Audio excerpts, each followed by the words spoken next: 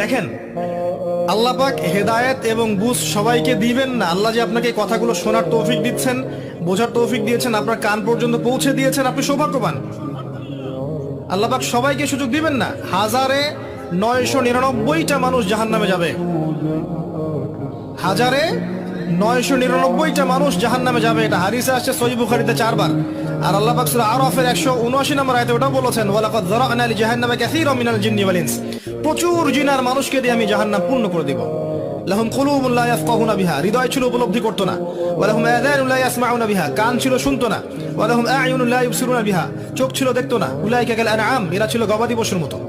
বাল হুম আদাল, বরং তার চেয়ে নিকৃষ্ট। উলাইকা হুমুল গাফিলুন।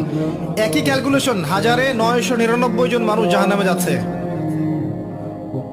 তো আপনি সৌভাগ্যবান, কারণ এই কথাগুলো আপনার পর্যন্ত পৌঁছেছে।